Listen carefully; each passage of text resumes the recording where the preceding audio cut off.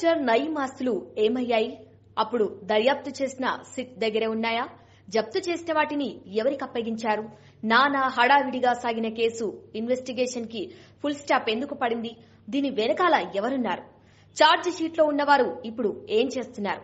ఆరోపణలు ఎదుర్కొన్న అప్పటి కొందరు పోలీస్ అధికారులకు ప్రభుత్వం ఎందుకు క్లీన్ చిట్ ఇచ్చింది? అరెస్ట్ అయి బెయిల్ మీద వచ్చిన వారు ఏం చేస్తున్నారు? ఇప్పుడు పోలీస్ బడాబాస్లకు ఇవే ఆలోచనలు తలెత్తుతున్నాయి. మరోసారి నయీం ఫైల్ తెప్పించుకున్న అధికారులు దాన్ని స్టడీ చేసే పనిలో పడ్డారు. 2016 నుండి 2 ఏళ్ల పాటు స్పీడ్ గా సాగిన దర్యాప్తుకు బ్రేక్ ఎందుకు పడింది? 8 ఏళ్లుగా ఈ కేసులో అధికారులు సాధించింది ఏంటి అనే విషయాలపైనే ఆరా తీస్తున్నట్లు తెలుస్తోంది.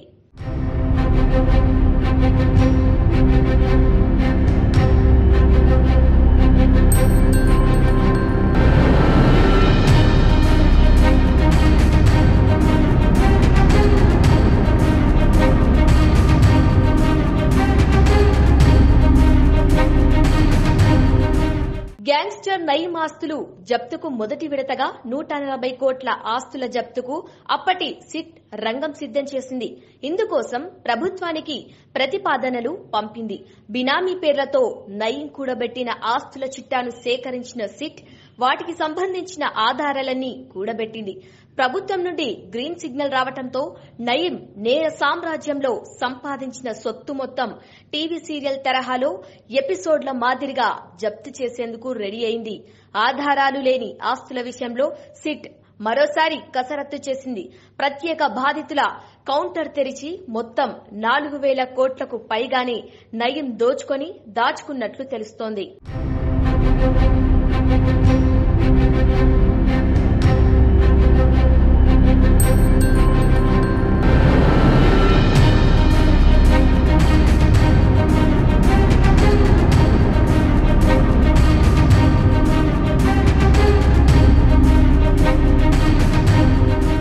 పోలీసుల ఎన్కౌంటర్ లో హతమైన గ్యాంగ్స్టర్ నయీం ఆస్తుల జప్తునకు ప్రత్యేక దర్యాప్తు బృందం తెలంగాణతో పాటు ఆంధ్రప్రదేశ్, ఛత్తీస్గఢ్, గోవా, ముంబైలలో ఉన్న ఇళ్లు, స్థలాలను గుర్తించి వాటిని స్వాధీనం చేసుకున్నారు.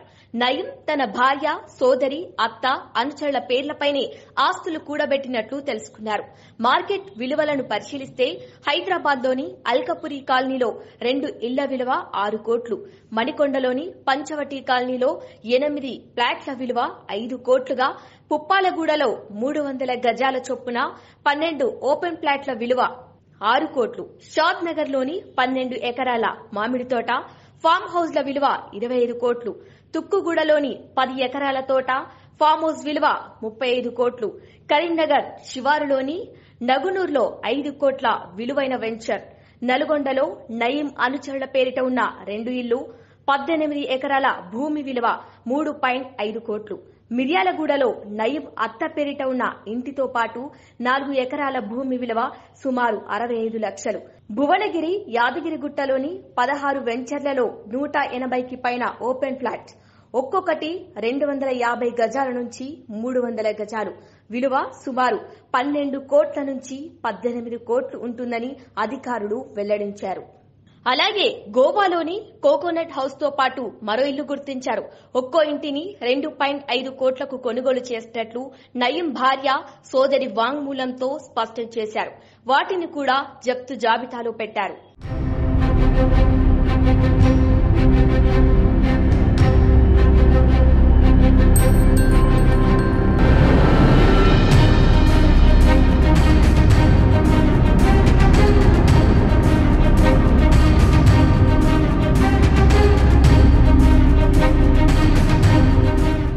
నాగోల్ సరూర్ నగర్ లో ఓ సెటిల్మెంట్ లో నయీం అనుచరులు శేషన్న, శ్రీధర్ల పేరిట ఉన్న 2 ఫంక్షన్ హాళ్ల విలువ సుమారు 6 కోట్లు, నార్సింగిలో 2 కోట్ల విలువైన ఇల్లు, శంషాబాద్ లోని పోలీస్ హౌస్ విలువ 2 కోట్లు, కల్వకుర్తిలో 8 ఎకరాల భూమి విలువ 3.5 కోట్లు, మేడ్చల్లో 3 ఎకరాలు, షామీర్పేట్లో ప్రముఖ రిసార్ట్ సమీపంలో మరో 3 ఎకరాల భూమి గుర్తింపు. ఓ ప్రజాప్రతినిధితో చేసిన సెటిల్మెంట్ లో పొందిన ఈ భూమి విలువ సుమారు 20 కోట్లు. మోయినాబాద్ లో ఒక్కోటి 45 లక్షల విలువైన 2 విల్లాలు. ఇందుకు అవసరమైన డబ్బు మోయినాబాద్ లోని అజీజ్ నగర్ ల్యాండ్ సెటిల్మెంట్ తో వచ్చాయని నయీం అనుచరుల వాంగ్మూలంలో సిట్ గుర్తించింది. అలాగే ఛత్తీస్గఢ్ రాయ్పూర్ లో 2 కోట్ల విలువైన 2 ఇళ్లు గుర్తించి స్వాధీనం చేసుకున్నారు.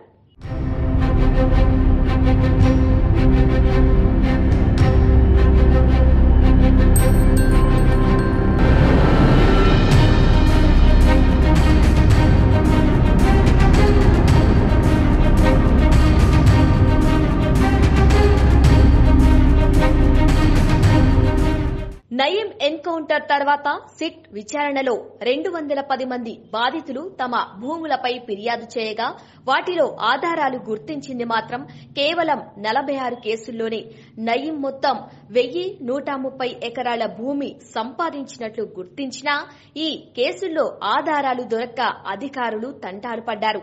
50 ఏళ్ల క్రితం జరిగిన సెటిల్మెంట్ల విషయంలో కొందరు బాధితులు ఫిర్యాదు చేసినా ఆ భూములు అనేక మంది చేతులు మారాయి.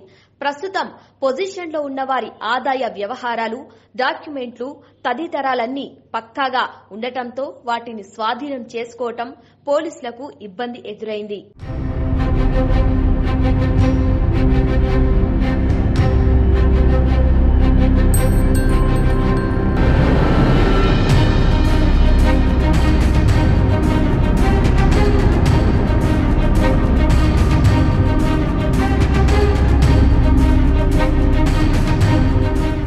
ఇప్పటి వరకు అంతా బాగానే ఉంది.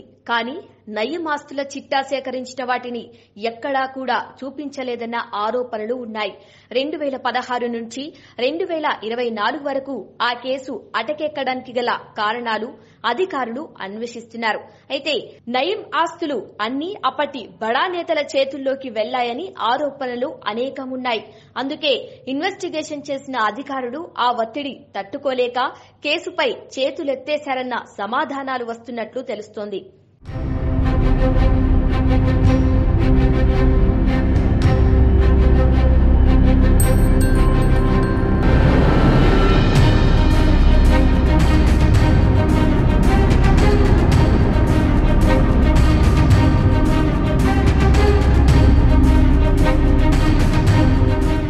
ఏది ఏమైనా బీఆర్ఎస్ ప్రభుత్వ హయాంలో జరిగిన కేసులు, ఫోన్ ట్యాపింగ్లు, కల్వకుంట్ల కన్నారావు భూ కబ్జా, టానిక్ వైన్స్ అనుమతులు, మాజీ ఎమ్మెల్యే షకీల్ కుమారుడి ప్రమాద ఘంటికలు, ఇలా ఒక్కో కేసుపై ప్రత్యేక శ్రద్ధ చూపిస్తున్నా ఇప్పటి పోలీస్ బాస్లు నయీం కేసు ఫైల్ను తెప్పించి దుమ్ము దులిపే పనిలో పడినట్లు వినికిడి.